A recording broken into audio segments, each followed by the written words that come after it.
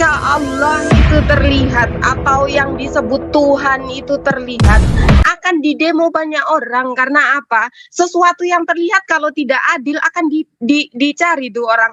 Tuhan rumahnya di sana ya, RT 1, RW 2. Tuhan kelihatan karena apa? Tidak adil, nggak ada manusia kerja. Karena apa? Capek kerja, cari uang. Kenapa nggak minta Tuhan? Tuhan kelihatan gitu. Ini yang konyol, nggak bisa ditelan dengan secara pikiran logik yang gimana. Mungkin saya berharap ini Pak Mimi Bos dan juga Ibu Uti berpikir secara logik lah ya. Kalau Tuhan Anda kelihatan, makanya kenapa Yesus disalibkan? Karena apa? Dianggap dirinya Tuhan, kan nggak adil. Nggak adil. Bagaimana dengan yang buta? Tidak bisa melihat Tuhan Anda yang kelihatan. Nggak adil juga. Pasti akan dibunuh lah Tuhannya. Makanya karena apa? Allah Subhanahu wa Ta'ala itu tidak terlihat saat ini ya, bukan nanti ya, saat ini. Itu karena apa? Karena Allah itu adil gitu loh. Silakan.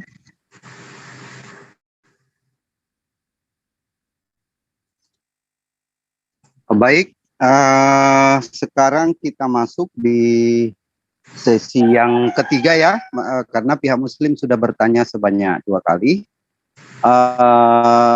Oh ya, bukan, masih sesi yang kedua, karena pihak Kristen baru bertanya 1 kali, kan begitu ya. Nah, sekarang pihak Kristen bertanya selama 4 menit kepada pihak Kristen, pihak Muslim. Silakan. Ya, pertanyaan saya ada 3, boleh dijawab kah? 3 ya. 1 ya, di mana Allah Subhanahu wa Ta'ala tercatat sebelum dia mengatakan bahwa Muhammad adalah rasulnya. Kedua, ya, dikatakan bahwa apa buktinya, saya bertanya, apa buktinya bahwa Allah adalah Elohim, ya? Karena yang tadi saya bilang, sejak peradaban manusia, di dalam Keluaran 6, saya bacakan sebentar. Aku telah menampakkan diri kepada Abraham, Ishak dan Yakub sebagai Allah yang Maha Kuasa, gitu kan? Jelas ya, ada konfirmasi bahwa Elohim menampakkan diri. Lalu di tempat Anda jelas dikatakan mohon maaf, Buti. Ya, itu pertanyaan, maaf, itu pertanyaan. Iya, mohon maaf begini. Bentar, Buti, saya ingatkan, kita sudah ada kesepakatan cuman 2 pertanyaan. Oh ya, sudah gitu ya. Iya. Ya, memang bertanya enggak? Jadi diperjelas lagi dulu pertanyaan yang pertama tadi. Ya, kapan Allah menampakkan diri, kapan ada Allah di dalam kitab perjanjian lama sebelum ada Nabi Muhammad mengaku dia adalah Rasul Allah. Ya, yang kedua, ya silakan Meme Bos kalau ada.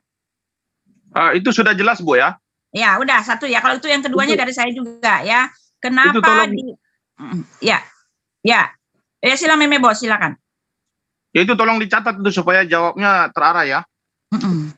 Apa tadi pertanyaan itu Ibu Bu? Biar mereka catat pertanyaan Ibu itu. Ya, kapan Allah menampakkan diri sebelum Muhammad mengaku dia seorang rasul? Yang kedua ya, kenapa Allah mengatakan dia adalah Elohim? Ketika Elohim jelas selama peradaban awal abad manusia, dia adalah Allah yang menyatakan diri. Bagaimana Anda mencari benang merahnya supaya ini kelihatan satu oknum gitu. Yang satu tadi menolak bahwa Tuhan itu boleh kelihatan, yang satu justru dia menampakkan diri sejak pertama gitu. Bagaimana Anda mengatakan bahwa ini adalah oknum yang sama? Itu saja.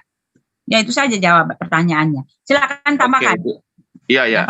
Oke. Ya. Pertanyaan saya yang kedua ya, artinya ini 2 pertanyaan ya. Iya. Jadi saya belum bertanya, tetapi saya putar-putar dulu biar otaknya agak bekerja ya lawan debat kami ini. Ya, jadi begini. Muhammad masuk ke dalam Gua Hira tahun 700 Masehi, lalu dia keluar, dia mengklaim, dia menyampaikan kepada sahabatnya bahwasan saya telah bertemu dengan malaikat Jibril. Malaikat Jibril menyampaikan kepada saya bahwasan yang menciptakan alam semesta ini namanya Allah Subhanahu wa Ta'ala. Catat. Mereka catat. Oke. Yang kedua, Muhammad mengatakan bahwasan Tuhan kita ini ada. Sumbernya dari mana? Oh, dari Jibril katanya. Karena Tuhan ini mengklaim bahwasan dia pencipta alam semesta. Yang menjadi permasalahannya ini, kenapa Allah Subhanahu wa Ta'ala muncul tahun 700 Masehi? Jutaan tahun yang berlalu ataupun ribuan tahun yang berlalu itu, kemana saja Allah Subhanahu wa Ta'ala ini? Coba saya tanya. Kenapa dia tidak muncul kepada manusia pertama, yaitu kepada Adam? Kenapa dia tidak tunjukkan Al-Quran itu kepada Adam, supaya Adam ini mewartakan kepada anak cucunya bahwasan ini loh ajaran-ajaran Tuhan kita dan perintah-perintah Tuhan kita dan klaim-klaim daripada Tuhan kita ini. Jadi kalau memang Al-Quran itu diturunkan tahun 700 Masehi, apa bedanya dengan Alkitab?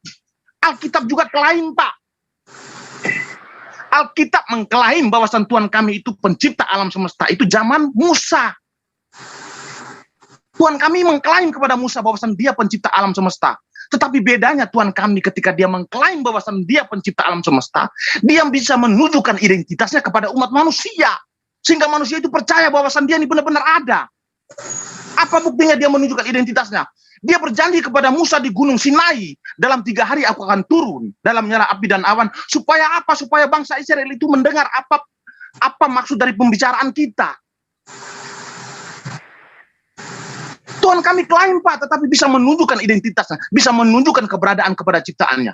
Maka ketika bangsa Israel melihat awan ataupun api yang turun dari surga, maka mereka mengatakan bahwasan Tuhan telah turun.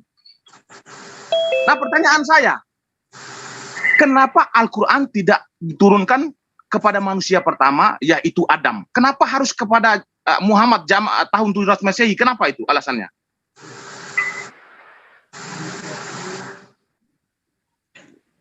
Terima kasih untuk keduanya ya. Baik. Untuk pertanyaannya, udah bisa ditangkap ya dari pihak Muslim?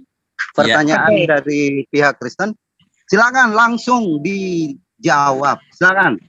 Ya, nomor 1 pertanyaannya Bu Uti, di mana di dalam Al-Quran diterangkan bahwa Rasulullah Muhammad SAW adalah seorang Rasul? Di surat Ali Imran ayat 144, buka Bunda. A'udzubillahi minasyaitonirrajim. Bismillahirrahmanirrahim. Wa ma Muhammadin illa rasul qad halat min qablihi rusuli afa in mata'au kutilah an qalbtum ala aqabikum wa man yanqalib ala akibahi falan yadurra zai'a wa yastajillahu sakirin. Muhammad hanya seorang rasul. Sebelumnya telah berlalu beberapa rasul. Apakah jika dia wafat itu atau dibunuh, kamu beralih ke belakang, siapa yang berbalik ke belakang maka ia tidak akan mendatangkan mudarat kepada Allah sedikit pun. Allah akan memberi balasan kepada orang-orang yang bersyukur. Jelas di dalam surah Al-Imran ayat 144 bahwa Rasulullah Muhammad SAW diterangkan dalam Al-Quran adalah seorang rasul dan telah diutus rasul-rasul sebelum dia. Yang kedua, kenapa Al-Quran tidak diturunkan kepada Adam? Kita tahu Al-Quran itu berisi akidah, hukum-hukum, dan akhlak. Kalau Al-Quran, salah satu yang diterangkan Al-Quran ada namanya mahrim muhrim. Tidak boleh saling nikah antara bahkan saudara, tante, dan sebagainya. Ini anaknya Adam ini kawin saudara kandung, saudara. Kalau Al-Quran diturunkan kepada Adam, berarti tidak ada kita sekarang ini, tidak ada keturunan, saudaraku.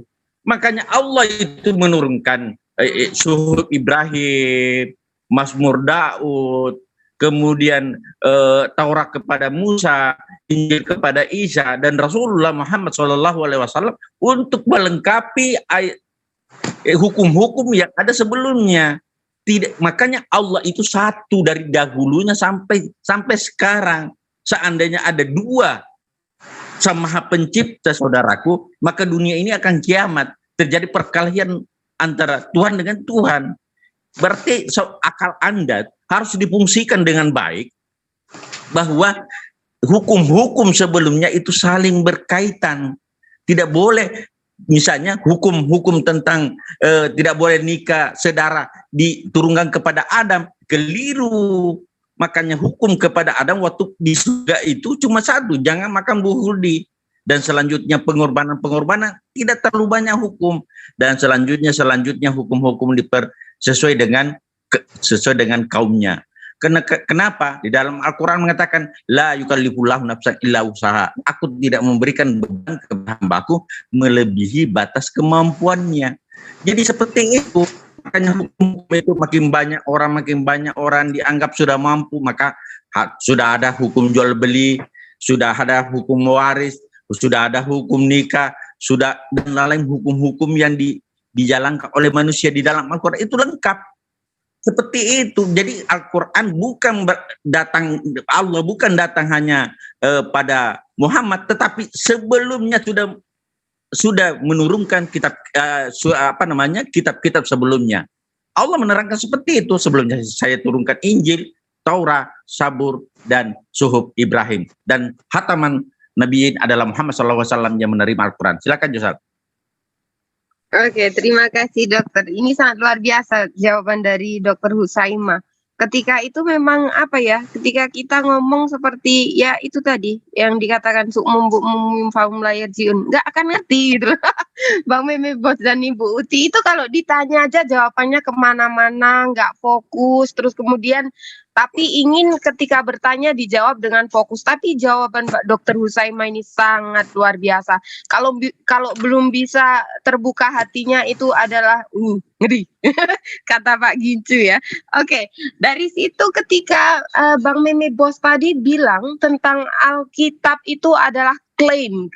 Berarti apakah sesuatu yang cuman sekedar klaim dari kata-kata wartawan dari anak buah Paulus yaitu Lukas ya. Lah, itu apakah bisa apakah bisa itu dibenarkan atau bisa ditiru atau dengan tulisan-tulisan yang sangat banyak kontradiksinya itu apakah itu bisa dinamakan dengan ajaran yang benar?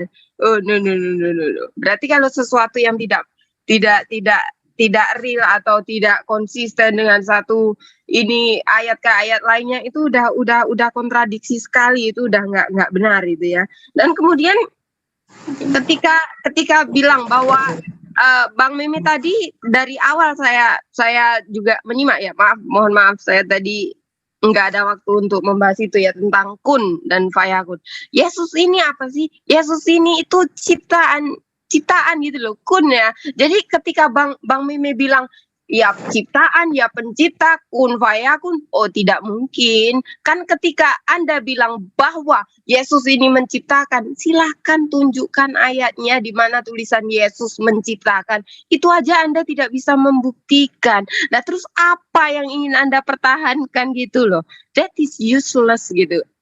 Bu Uti paham ya, dari pertanyaan saya dari tadi, jangan muter kemana-mana Ibu Uti yang cantik dan Pak Meme Bos. Oke, silahkan. Masih ada waktu. Alkitab klaim ya, jadi Alkitab ini apakah bisa dinyatakan sebagai pedoman yang benar? Banyak kontradiksi, jadi no, silahkan. Sekarang dari pihak Kristen untuk menanggapi jawaban dari pihak Muslim. Silakan. Ya, saya dulu. Ladies first ya. Jadi Josel mengatakan jawaban saya kemana-mana. Ternyata Josel sendiri yang tidak fokus ya. Tidak ada jawaban saya yang kemana-mana karena saya berdasarkan apa permintaan. Josel tadi mengatakan bahwa di dalam Kolose itu bukanlah bicara tentang Yesus. Tetapi Josel jelas tidak membaca ayatnya sampai habis. Jelas di situ dikatakan itu adalah untuk Yesus. Ya, tolong dibaca karena saya tidak punya waktu untuk menyatakannya. Dikatakan di sini ya. Dan oleh Dialah ia memperdamaikan segala sesuatu dengan dirinya, baik yang ada di bumi maupun yang ada di sorga. Sesudah ia mengadakan pendamaian oleh darah salib Kristus. Itu bicara tentang Kristus ya. Anda mengatakan saya tidak jawaban mana-mana, ternyata Anda sendiri yang tidak fokus ya, karena Anda tidak bisa menjawab ya, karena Anda hanya mengklaim bahwa Allah itu adalah Dia pencipta langit dan bumi, dan pertanyaan saya tidak bisa dijawab. Bagaimana mungkin ya Allah yang Anda klaim itu ya, Elohim yang Anda klaim itu sejak awal dia menampakkan diri kepada Abraham, kepada Ishak dan Yakub, tetapi Anda menyangkalinya ketika dia sudah menjadi Allah Subhanahu wa taala. Ya, Anda harus jelaskan ini, kalau tidak itu menunjukkan kepada kamu bahwa itu hanyalah sekedar klaim semata, ya. Lalu Anda mengatakan bahwa Lukas itu adalah wartawan. Justru kata Lukas ya, ketika dia menyelidiki satu perkara, ketika dia betul-betul ya berkata-kata dengan para saksi ya, orang-orang saksi-saksi yang dia selidiki itu, supaya apa? Supaya sukacita kami menjadi penuh. Kenapa sukacita kami menjadi penuh? Karena apa yang dibutuhkan untuk menentukan atau untuk menunjukkan bahwa satu kesaksian itu benar, real, iya, tepat dan tidak berbohong, tidak mengaku-ngaku, adalah ketika orang itu mempunyai saksi mata. Ya, dan inilah yang dibutuhkan sehingga kami merasa bersukacita. Ya, kami tidak mempunyai kebimbangan bahwa apa yang dia tulis itu ternyata hanyalah klaim semata. Ya, di sini dikatakan ya, saya bacakan sebentar, jangan dihitung dulu, tolong. Ya, saya bacakan ya. Ya, Matius, Markus, Lukas, dan nih dia ya, nih. Ya, supaya apa? Supaya di sini dikatakan, supaya sukacitamu penuh. Kenapa?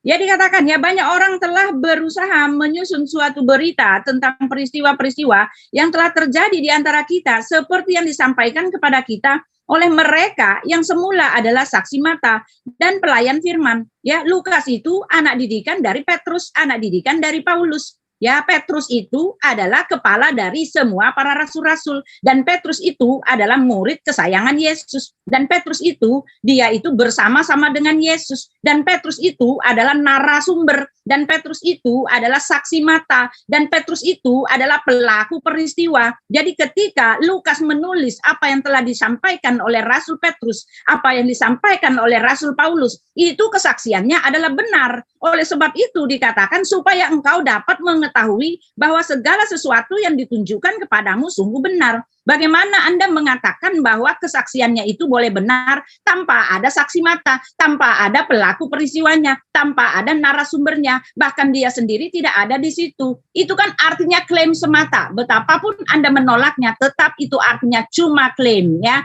Silakan, Meme. Iya, sebenarnya saya mau gempur si Josel ini ya, tetapi memang tunggulah nanti sebentar ya. Dia menuntut bahwasan Yesus itu pencipta alam semesta. Nanti saya akan gempur dia ini. Tetapi saya mau menyangka dulu ya, ketika Josel mengatakan kitab kami klaim. Kitab kami itu memang benar-benar klaim, Josel. Musa itu mengklaim bahwasan Tuhan kami itu pencipta alam semesta. Maka Musa mencatat Torah. Artinya Musa ini mengklaim. Tetapi dengan mengklaim ini, sang pemilik nama yang diklaim oleh Musa ini harus bisa membuktikan keberadaannya. Kalau berita kosong saja, orang tidak akan mau menerima. Kita ini punya akal dan logika. Jika memang kita klaim sesuatu yang ada, harus dibuktikan. Jangan kosong.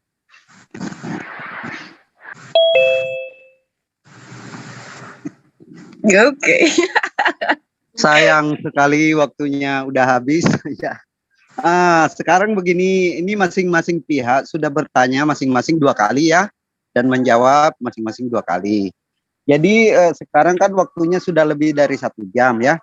Apa masih mau lanjut dengan format yang berbeda atau format yang sama? Silakan Ya, dari narasumber. TikTok 20 menit aja. 20 menit, 20 menit. Supaya kita masing-masing 20 menit. Ya, 20 menit aja, nggak usah lama-lama, 20 menit aja. Masing-masing 20 menit catur atau TikTok satu kali aja 20 menit. 20 menit buat masing-masing 20 menit. Kalau udah selesai silakan gitu. Tapi jangan menyerah. Oh, berarti catur ya. Ntar saya atur timernya. Siap. Ya.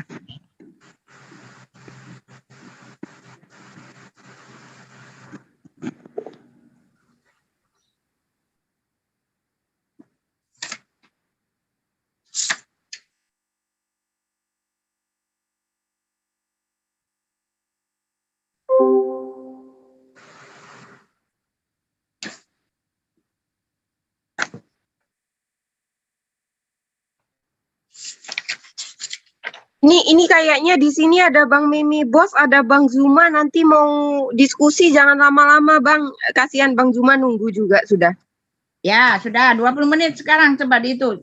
10 menit lah Bang Suma sudah nunggu di sini mau membalbali Pak Mimi bos sekalian Bu Uti Watimina. Bal-bali nih, Astagfirullahaladzim ya ampun ya. Ibu Uti ini keren memang. Memang keren ngawurnya. Ada yang bisa disembelih siang ini gak ya? Bentar. Ini ya. Kita mulai sesi yang ketiga, yaitu catur ya, sistem catur masing-masing Ya, 20 menit. 15 menit. 10 menit Saya saja udah Bang atur karena Bang timernya. Zuma menunggu. Saya udah atur timernya soalnya. Berapa Kita menit? pakai aja, ya. Itu aja. Berapa menit? Masing-masing 20 menit. Nanti Ya, pakai kata 20 silakan aja, ya. Ya, silakan Itu ya. kalau ini ya. Silakan kita mulai dari pihak Muslim ya. Oke. Terima kasih banyak. Ibu Uti dari tadi ini bebalnya minta ampun saya bilang. Kenapa saya bilang Ibu Uti bebal? Udah tahu di situ Kolose itu adalah kata-kata dari Paulus. Ngeyel pula itu kata-kata untuk Yesus mana ada? Paulus, percaya Paulus nabinya di Paulus atau Tuhannya di Paulus atau Yesus. Aduh.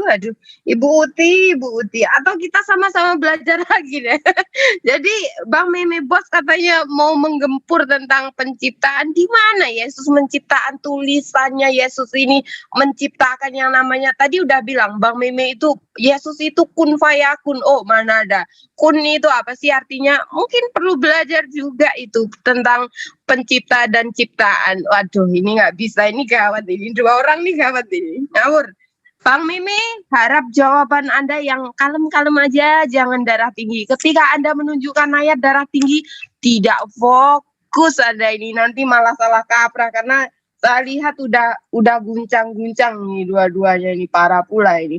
Coba silakan ditunjukkan kata-kata Paulus kok bisa jadi itu kata-kata Yesus. Kalau percaya kata Paulus ya ikuti Paulus. Nah, kemudian ada lagi nih. Tadi bilang tentang masalah saksi-saksi atau apa, saya sama sekali dari awal sampai akhir saya dan Pak Dr. Husaima tidak pernah sama sekali bilang minta saksinya mana, ininya mana, itunya mana, enggak. Tetapi karena apa?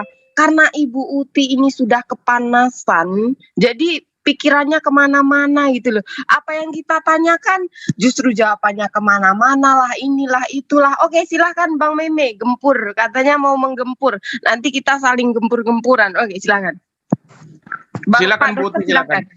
Ya, Buti, jadi silakan. ya saya juga ya, saya sebentar ya. Jadi ketika kamu mengatakan bahwa itu adalah surat Paulus, saya kan tadi udah bilang jangan memakai bahwa itu adalah surat Paulus. Soalnya di kitab kamu itu semua perkataan nabimu. Bagaimana kamu mempercayai bahwa itu semua adalah nabimu, perkataan nabimu, sedangkan penunjukannya tidak ada yang tahu, sedangkan penurunan wahyunya tidak ada yang melihat. Sedangkan peneguhan dia sebagai nabi tidak ada yang mengurapi. Sekarang aku mau tanya, bedanya dengan Rasul Paulus, ada peristiwa peneguhannya, bahkan diutus seorang nabi untuk mengesahkan bahwa dia adalah rasul, ada disaksikan oleh begitu banyak orang, dan ini ditulis oleh Rasul Paulus ya. Oleh sebab itu saya bilang jangan pakai ayat ini, jangan pakai dalil ini. Kata Rasul Paulus.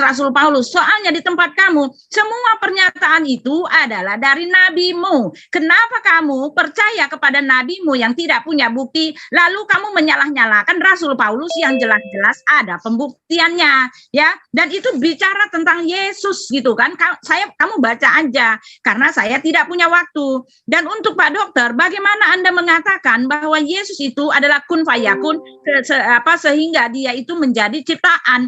Maaf Pak, Alkitab tidak sama sekali mengatakan bahwa dia adalah ciptaan. Ketika dikatakan menjadi, itu bukan artinya dijadikan. Tolong belajar bahasa Indonesia dengan baik dan benar ya, karena dijadikan dengan menjadi itu beda bagai bumi dengan langit ya. Lalu Anda bicara tentang kun fayakun, pertanyaan saya, tolong tunjukkan kepada saya di mana Allah pernah berkun fayakun dan hasilnya apa? Hasil dari kun fayakun itu apa yang telah diciptakan oleh Allah? Ketika Anda mengatakan bahwa Allah itu ada di masa dulu sebelum dia menciptakan, dia mengutus rasul-rasul. Anda mengatakan bahwa Allah lah yang mengutus rasul-rasul, tetapi ini berkontradiksi dengan perkataan dari Allah sendiri di dalam Al-Ra'd 13 ayat 38 ya. Kontradiksi dengan 34 dan 44, dan kami tidak pernah memberikan kepada mereka kitab-kitab yang mereka baca, dan sekali-kali tidak pernah pula mengutus kepada mereka sebelum kamu seorang pemberi peringatan. Jadi ketika kamu mengatakan bahwa kitab itu tidak benar, kalau ada kontradiksi, lah ini saya sudah buktikan ada kontradiksi yang hebat di sini. Ketika Allah mengatakan dialah yang mengutus rasul, lalu di ayat yang lain dia mengatakan dia nggak pernah mengutus rasul-rasul itu. Ketika Anda mengatakan bahwa Musa diberikan kitab Taurat, maaf, tidak pernah ada Musa diberi kitab Taurat. Ketika Anda mengatakan Yesus atau Isa diberikan kitab Injil, maaf, di kitab kami tidak pernah ada cerita seperti itu. Ketika dikatakan Raja Daud menerima kitab Taurat, kitab Zabur, maaf, tidak pernah ada berita seperti itu. Itu artinya apa? Artinya hanyalah mengklaim. Ketika dia mengklaim dengan dalil yang salah pula gitu loh ya. Ya lalu ya silakan. Itu dulu ini menyangka sekaligus bertanya boleh ya? Iya semua udah semua Pak di situ. Silakan. Oh ya oke. Jadi saya akan menjawab. Iya sebentar, Pak Meme dulu. Saya silakan ke Pak Meme. Kami kan berdua. Iya silakan. Iya, saya akan menjawab pertanyaan dari Josel bahwasan Yesus itu pencipta alam semesta ya. Josel harus pahami dulu. Yohanes 1 ayat 3 itu menceritakan tentang kejadian yang pertama. Yohanes 1 ayat 1 mengatakan bahwasan pada mulanya adalah firman, dan firman itu bersama-sama dengan Allah, dan firman itu adalah Allah. Ya memang benar apa yang dikatakan Yohanes. Ketika Musa mencatat di Kejadian 1 sampai 6, pada mulanya itu memang di situ hanya suara Tuhan. Wujud Tuhan tidak ada. Dan suara Tuhan itulah menjadikan alam semesta. Ketika suara Tuhan ada di situ, sudah pasti Tuhan ada di situ. Tidak mungkin suara Tuhan ada di situ, Tuhannya tidak ada. Mustahil. Maka Yohanes mengatakan pada mulanya adalah firman, dan firman itu bersama dengan Allah. Ya memang benar. Tidak mungkin Tuhan menciptakan alam semesta. Kejadian 1 sampai 6 itu suaranya saja, Tuhannya tidak ada. Ya pasti Tuhan itu harus ada. Tetapi karena wujud Allah itu tidak bisa dilihat, maka terdengar hanya suaranya saja. Maka benar apa yang dikatakan oleh Yohanes. Maka dikatakan lagi Yohanes 1 ayat 3, segala sesuatu dijadikan oleh dia. Ya memang benar. Segala sesuatu dijadikan oleh Sang Firman. Di Kejadian 1 sampai 6. Nah, seiring berjalannya waktu, Sang Firman ini menjadi apa? Saya tanya. Seiring berjalannya waktu, Sang Firman itu, Yohanes 1 ayat 14, menjadi manusia. Siapa manusia ini? Yesus. Kalau Sang Firman ini menjadi manusia, yang disebut dengan Yesus, berarti Yesus ini adalah pencipta alam semesta di Kejadian 1 sampai 6. Diperkuat lagi oleh perkataan Yesus di Yohanes 6. Yohanes 6 ayat 42, Yesus berkata, aku telah keluar dari Allah. Kalau sudah dikatakan keluar dari Allah itu Josel, itu adalah firman Allah yang menjadi manusia. Firman ini keluar dari Allah untuk menjadi manusia. Supaya apa? Supaya kita melihat kemuliaannya. Kalau firman sudah menjadi manusia, artinya yang menciptakan alam semesta ini adalah Yesus. Karena Yesus adalah Sang Firman yang terkonfirmasi di dalam Kejadian 1 sampai 6 yang diklaim oleh Musa. Selesai Pak, kalau berkaitan dengan penciptaan. Nah pertanyaan saya bertanya, jangan kamu ya dulu. Supaya otakmu bekerja. Saya bertanya, Muhammad memperkenalkan Tuhan itu hanyalah sebuah nama. Tetapi identitas yang lain tidak ada. Berbeda dengan apa yang diperkenalkan oleh Musa, apa yang diperkenalkan oleh Yesus. Yesus memperkenalkan bahwasan Bapa itu identitasnya adalah berada di surga. Musa memperkenalkan bahwasan nama Bapa itu adalah Yahweh. Ini adalah identitas yang benar. Lalu Yesus mempertegas lagi di Yohanes 4 ayat 4, Bapa itu adalah roh, hakikatnya adalah roh. Artinya identitas yang diperkenalkan oleh Tuhannya orang Kristen ini sangat luar biasa. Bukan hanya nama saja, tetapi identitas mulai dari keberadaannya, sampai namanya, sampai dengan hakikatnya. Lalu sang pemilik nama tersebut membuktikan keberadaan kepada Musa di Gunung Sinai. Dia turun dalam nyala api ataupun awan untuk membuktikan kepada bangsa Israel. Apa kata Tuhan? Supaya maksud mereka senantiasa percaya kepada engkau.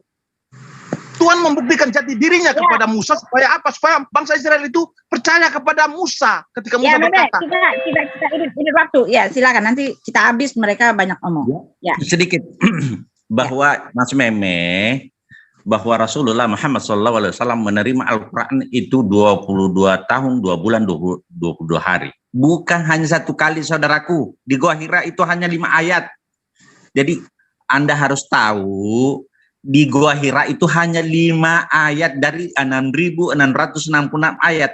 Maka tidak pantaskah ke Rasulullah nanti selanjutnya pada saat menerima ayat-ayat berikutnya tidak kenal dengan Jibril? Bahkan para sahabat pernah ketemu dengan Jibril, pembawa wahyu dari Allah Subhanahu wa taala. Yang kedua, bukti Al-Qur'an dari Allah itu adalah sekiranya bukan dari Allah, Allah menantang, buatlah surah semisal Al-Qur'an 14 abad yang lalu. Silahkan buat semisal Al-Qur'an, tidak ada yang mampu. Yang ketiga, sekiranya Al-Qur'an bukan berasal dari Allah, tentu di dalamnya terdapat pertentangan-pertentangan. Ya, selanjutnya mengenai Musa alaihissalam itu diterangkan di dalam Al-Quran surah Al-Araf 143. Jadi ketika Musa datang untuk bermunajat, pada waktu telah kami tentukan selama 40 hari dan Tuhan telah berfirman langsung kepadanya dan berkata, ya Tuhanku, tampakkanlah dirimu kepadaku agar aku dapat melihat engkau. Dan Allah berfirman, engkau tidak akan sanggup melihatku. Berarti apa yang ada di situ adalah media. Jadi media api itu bukan Allah berupa api, saudaraku. Keliru besar kalau pola pikir bahwa Allah itu menyerupai makhluknya. Karena prinsip dalam meyakini Sang Maha Pencipta itu laisa kamitslihi syai'un. Tidak ada yang serupa dengan Allah Subhanahu wa taala. Termasuk roh. Roh itu adalah ciptaan. Jadi kalau Anda mengatakan roh Tuhan Anda adalah roh, berarti roh Allah Tuhan Anda diciptakan oleh Tuhan saya. Karena roh itu adalah ciptaan Allah Subhanahu wa taala. Karena Allah bukan roh. Roh dalam artian kalau kita mau definisikan roh artinya gaib, maha gaib. Selanjutnya apa lagi pertanyaannya? Mengenai Musa tadi, mengenai Musa, bukan Allah yang turun itu. Itu adalah media Allah. Allah mampu menjadikan kayu, pohon, api sebagai media untuk berbicara dengan Musa. Dan pada saat itu Musa kan dalam keadaan pingsan, menurut versi Al-Quran ya, di Gunung Sinai, Musa jatuh dalam pingsan begitu melihat gunung-gunung hancur dan Musa jatuh dalam pingsan dan seluruh kaumnya mati semua. Tapi dengan izin Allah dihidupkan kembali. Seperti itulah kejadian dalam Al-Quran menerangkan bagaimana kisah Musa.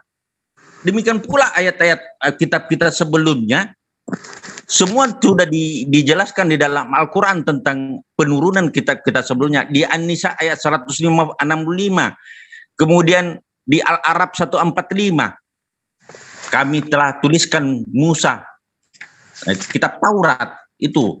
Jadi jelas. Kemudian di surah Ali Imran 184,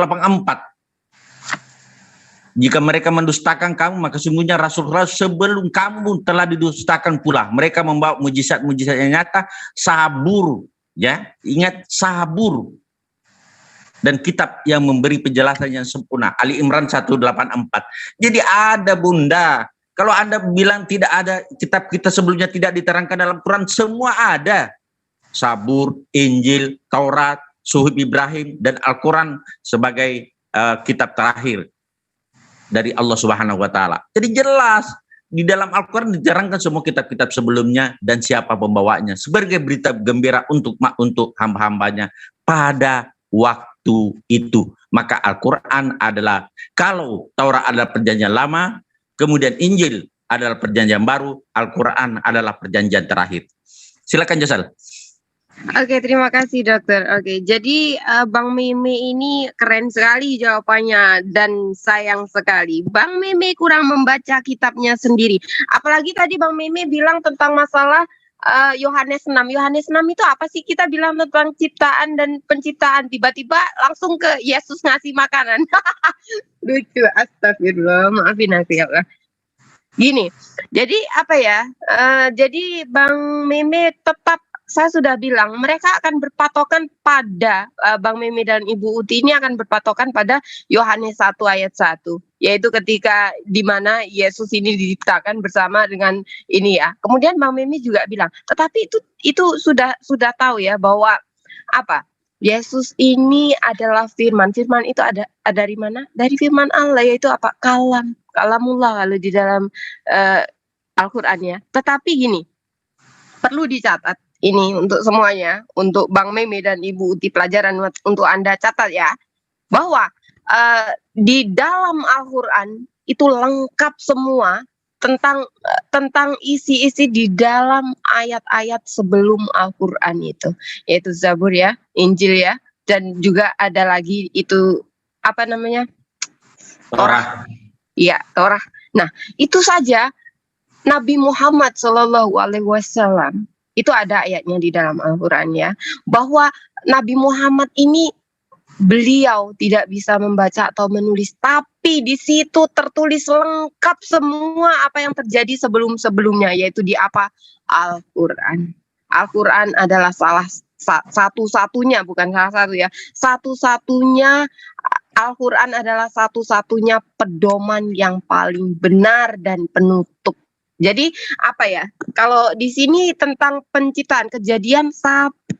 Jadi di Kejadian itu ayatnya seperti ini bunyinya. Pada mulanya Allah menciptakan langit dan bumi. Bumi belum berbentuk dan kosong. Gelap gulita menutupi samudra raya dan Roh Allah melayang-layang di permukaan air. Nah, jadi gini.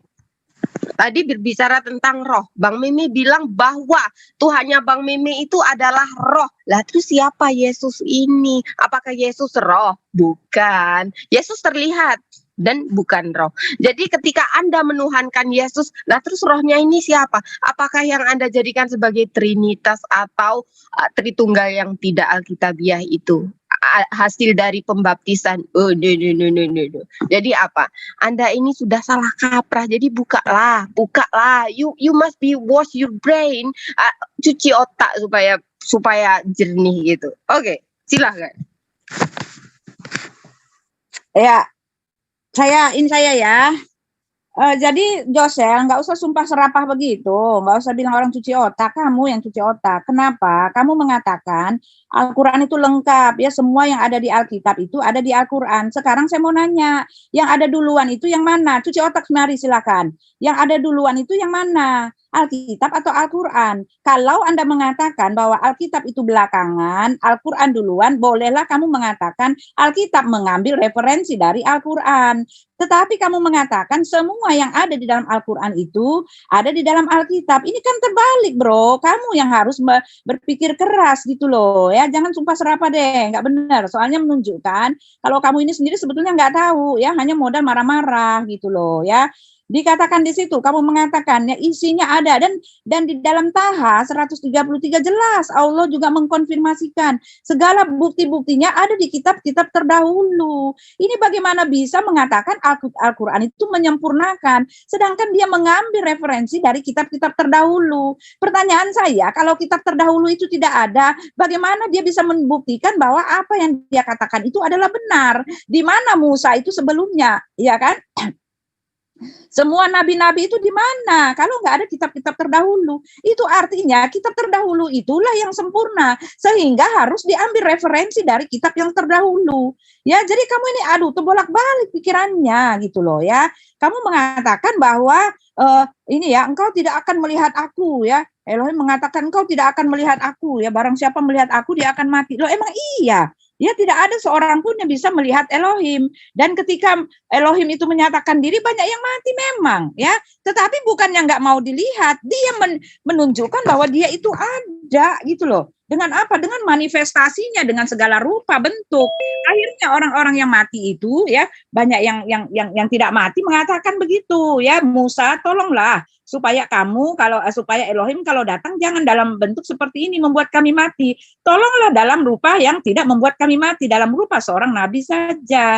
Sehingga oleh sebab itu Elohim mengatakan apa yang mereka minta itu adalah baik. Seorang nabi akan dibangkitkan bagimu, ya, nabi dari tengah-tengahmu, ya, tepat seperti yang kamu minta dahulu dalam perkumpulan di Gunung Horeb dengan berkata, kami takut melihat Tuhan, jangan kami mati. Jadi Yesus itu mengatakan Musa telah menulis tentang aku. Tentang apa? Tentang Tuhan yang menampakkan diri tanpa membuat mereka mati. Tuhan yang menampakkan diri dalam wujud seorang nabi. Ya, jadi perwujudan Tuhan kami itu di dalam Ibrani, sejak pertama dia menampakkan diri pada nabi-nabi. Yang kedua, dia menyatakan diri dalam wujud seorang nabi, seorang utusan, seorang guru, yaitu Yesus Kristus, gitu loh ya. Dan di dalam, ya kamu mengatakan bahwa yang nampak kepada Musa itu adalah dalam media. Maaf ya, di sini di dalam taha itu dikatakan 12 ya. Maka ketika dia mendatanginya di tempat api itu, dia dipanggil, wahai Musa, sungguh aku adalah Tuhanmu, maka lepaskanlah kedua terompahmu,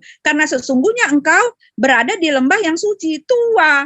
Ya, dan aku telah memilih engkau, maka dengarkanlah apa yang akan diwahyukan kepadamu. Sungguh aku ini adalah Allah, tidak ada Tuhan selain aku. Maka sembahlah aku dan laksanakanlah salat untuk mengingat aku. Sungguh hari kiamat. Nah itu Musa menyatakan ya, di dalam ini dikatakan yang api itu adalah Allah. Kenapa Anda mengatakan itu adalah ini ya, adalah media ya. Nah, satu lagi sebentar ya. Ya, di situ dikatakan ya, apalagi itu tadi. Ya, silakan Pak Meme.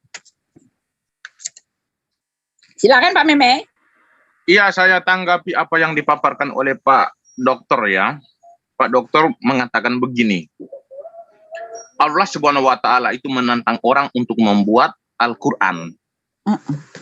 Bagaimana Allah Subhanahu wa taala mau menantang orang? Sedangkan sang pemilik nama yang disebut Allah Subhanahu wa taala itu tidak ada. Allah Subhanahu wa taala saja tidak ada, lalu mau menantang orang. Kecuali Anda mengatakan 5 huruf itu menantang orang untuk membuat Al-Quran, boleh. Karena Allah Subhanahu wa ta'ala-nya tidak ada.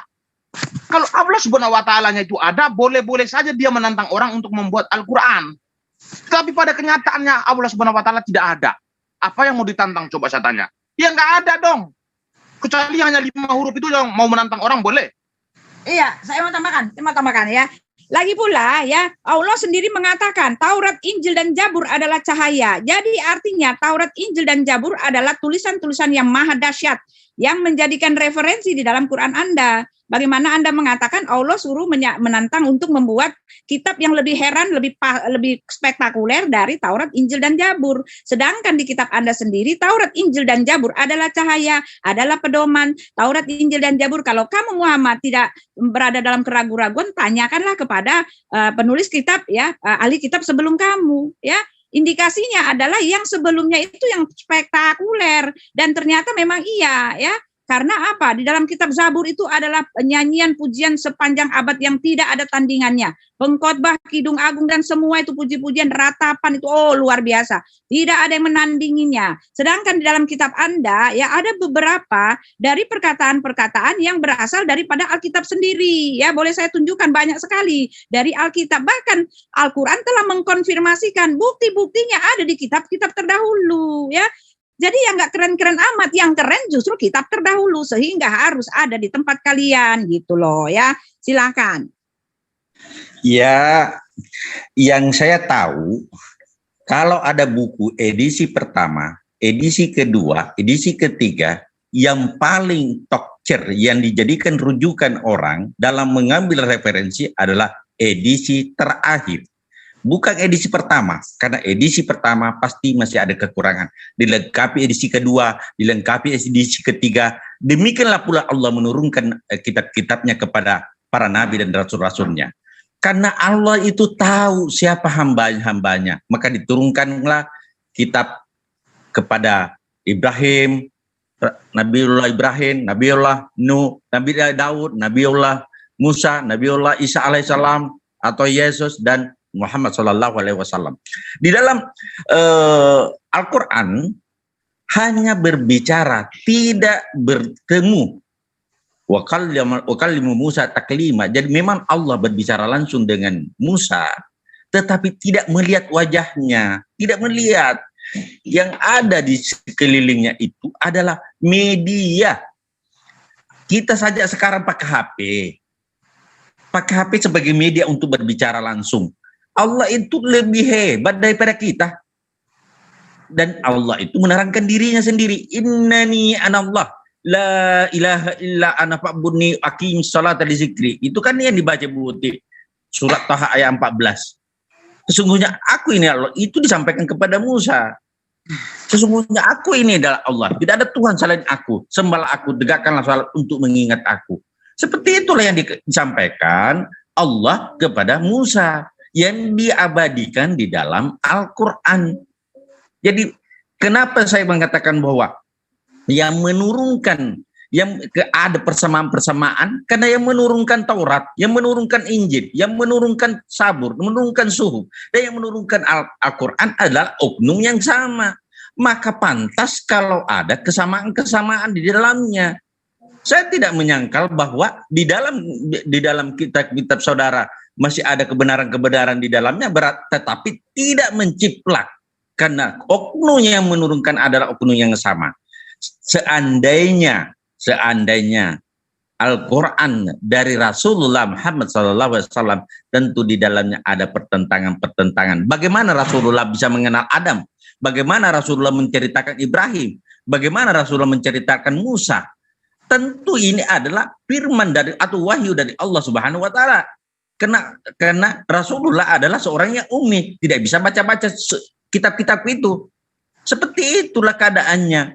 Maka kalau mengatakan bahwa Allah itu adalah sesuatu hanya nama, tidak mungkin nama menciptakan sesuatu, saudaraku. Tentu ada zat. Allahu la ilaha illa huwal hayyul qayyum. La ta'sinatun wala naum lahu ma fis sama. Kepunyaannya apa yang ada di langit dan apa yang ada di bumi dan segala yang ada di antaranya. Kalau Allah berkata begitu, tentu yang Allah yang ada sekarang, yang ada juga pada zaman Adam alaihi salam. Jadi Allah itu tidak pernah berubah, tidak pernah berubah wujud jadi manusia. Pada saat berubah wujud jadi manusia, berarti pada saat posisi Allah jadi manusia, di sana di aras itu kosong. Atau pada saat 100% manusia, 100% Tuhan, artinya pada saat Tuhan turun ke bumi, jadi yang di aras itu, yang di surga itu adalah manusia. Pada saat manusia di atas, maka yang dibawa Tuhan. Pada saat Tuhan dibawa di atas manusia. Ini akal dari mana ini dipakai untuk mengerdirkan Tuhan yang Maha Kuasa? Begitu saudaraku menyikapi sama Pencipta. Jangan mengecilkan sama Pencipta. Maha Kuasa menjadi tidak Maha Kuasa. Itu namanya sifat mustahil bagi Allah Subhanahu wa taala. Sambung Jasal. Oke, terima kasih untuk Bang Mimi dan Ibu Uti. Ini dua orang nih, aduh ngeri kata Pak Gincu, ngeri kawan itu. Jadi gini ya, kalau bilang tentang Al-Quran, kenapa masih ada Al-Quran? Kenapa mengikuti kitab-kitab sebelum-sebelumnya? Berarti ketika sudah disempurnakan dengan Al-Quran, berarti kitab sebelumnya masih kurang sempurna. Seperti apa yang dikatakan Dr. Husaimah tadi, apa? Yaitu kitab-kitab sebelumnya disempurnakan dengan kitab Al-Quran yang terakhir. Jadi ketika Anda tidak mengikuti, Anda ini adalah orang yang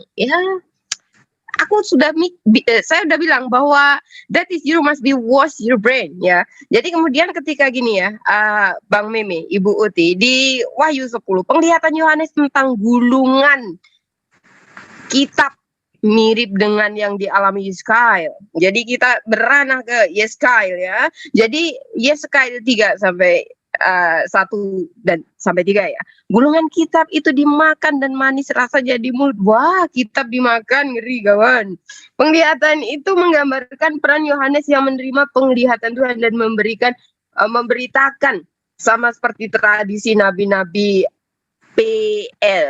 Apa itu? Perjanjian lama. Jadi mengikuti tentang Torah juga ya. Jadi ajaran yang ditulis oleh kitab-kitab yang dikanonikan, termasuk dari Lukas, Matius itu pokoknya ya yang 4 itulah ya.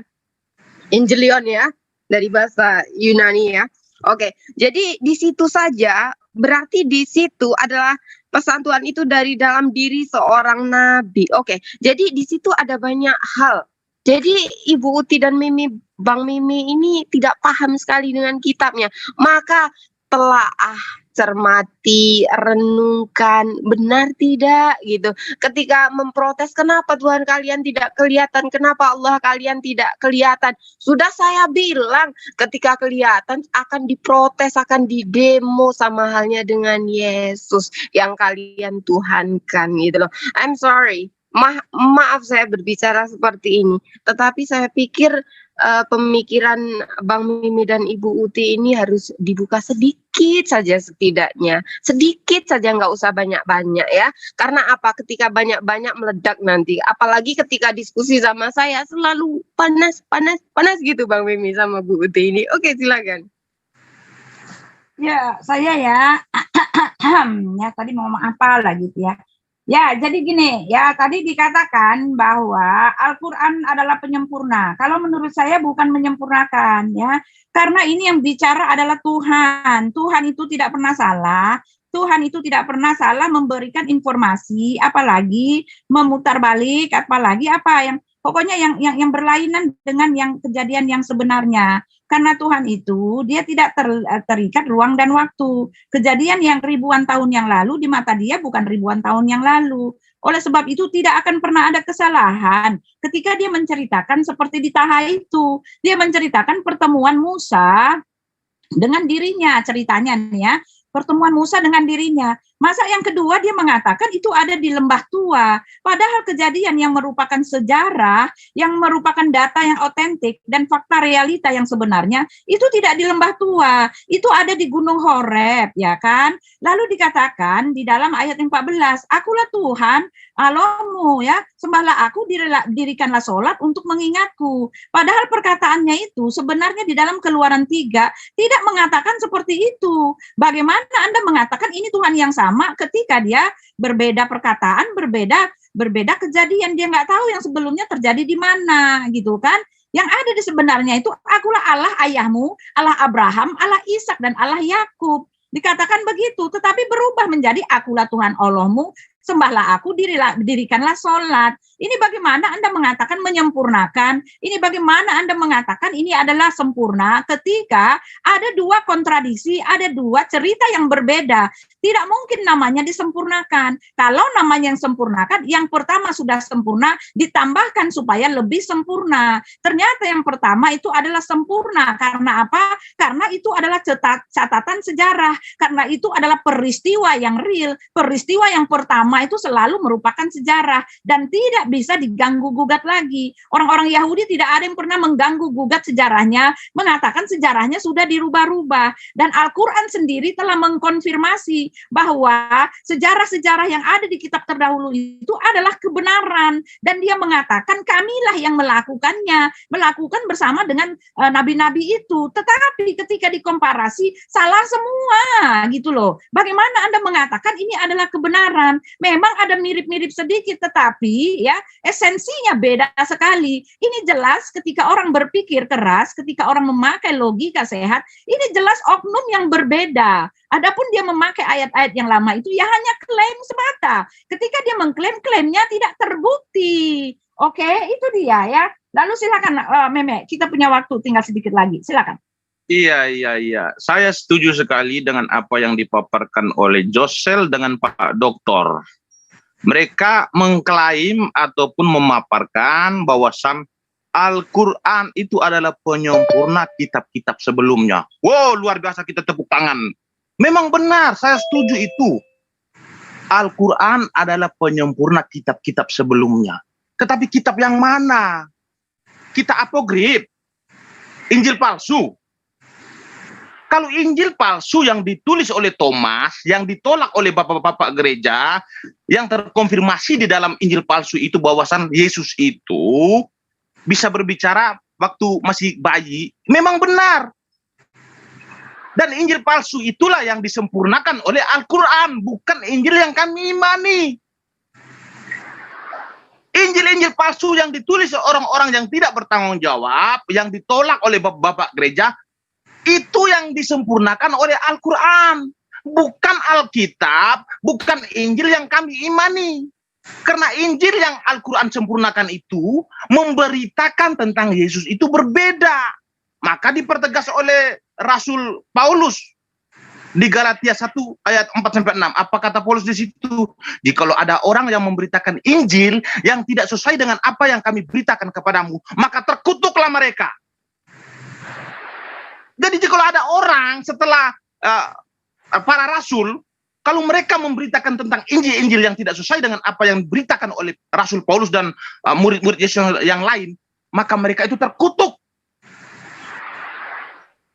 Maka jikalau ada yang mengatakan kami adalah penyempurna, kitab kami adalah penyempurna, iya, penyempurna kitab-kitab palsu, penyempurna kitab-kitab apogrif yang ditolak oleh bapak-bapak gereja. Benar itu, saya setuju. Lanjutkan. Ya, satu lagi saya mau nambah. Ya, Waraka bin Nawfal, dia adalah pengarang kitab Injil, pembuat kitab Injil. Pertanyaan saya, Injil yang mana yang dibuat oleh Waraka bin Nawfal? Lalu Anda mengatakan dari mana Nabi Muhammad tahu tentang kisah-kisah sebelumnya? Ya, tentu saja dari Waraka bin Nawfal, pembuat kitab Injil. Tetapi jelas bukan Injil yang kami punya sekarang. Oh, bukan. Oke, terima kasih. Ya, selesai. Oke. Saya sebentar ya. Oke. Jadi gini, kalau Ibu Uti dan Pak Mimi ini bilang bahwa tentang Injil palsu.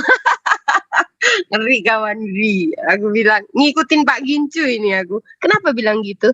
Satu hal ya, Bang Mimi, Ibu Uti, bahwa ketika Anda mengklaim bahwa itu ada Injil palsu, bagaimana dengan kitab yang Anda imani, Biblos Anda yang ditulis oleh hasil penyelidikan dari hasil penyelidikan itu bagaimana? Apakah itu bisa dinamakan dengan Injil yang benar atau Biblos yang benar? Ini aneh pula ini kan. Ini mana ada yang dibuang, ada yang nggak dibuang, ada yang ini, ada yang itu. Nah, ini aneh nih pelajaran, ini aneh, ini keimanannya ini aneh, pedomannya ini aneh. Alkitab Injil palsu, waduh. Tetapi di situ dipakai ketika Thomas kaget, di mana bilang oh Tuhan. Jadi itu bisa dijadikan, itu bisa diambil, nanti yang lain dibuang gitu ya. Aneh-aneh aja ini. Berarti di dalam Bible Bang Mimi dan Ibu Uti ada yang digunakan dan ada yang tidak digunakan. Jadi ada yang palsu-palsu. Jadi ketika orang tidak bisa membedakan mana yang palsu dan mana yang benar, tetapi ketika diskusi akan tetap dibawa pula ketika Anda bilang bahwa kitab kita tidak digunakan itu palsu. Anda memilih-milih mana yang Anda mau. Ngawur Anda ini. Kenapa? Ketika saya bilang mana ada di dalam Alkitab Anda, meskipun itu yang Anda bilang itu benar bukan palsu, mana ada yang hafal dari kitab Anda? Tidak ada yang memahami isinya satu pun, nggak ada. Mempelajari pun Anda tidak benar, tidak becus dalam belajar Alkitab Anda sendiri. Tetapi Anda membuka-buka kitab Al-Quran, keimanan kami yang kami imani sebagai pedoman kami, Anda mengorek-ngorek itu yang notabene di situ Al-Quran itu banyak yang sudah hafal hafiz semua Al-Quran beserta maknanya dan perbuatannya orang-orang muslim yang sangat luar biasa. Ya itulah yang diimani oleh Bang Mimi dan Ibu Uti. Ternyata apa kawan? Ngeri hasil penyelidikan dan palsu. Oke, silakan Pak Dokter. Oke. Mengenai Nabi Musa dengan gunung, ingat Bunda, sebelum naik ke gunung kan di lembah dulu Bunda. Di lembah itu disuruh buka terompahnya sebelum naik ke gunung. Di samping gunung kan ada lembah.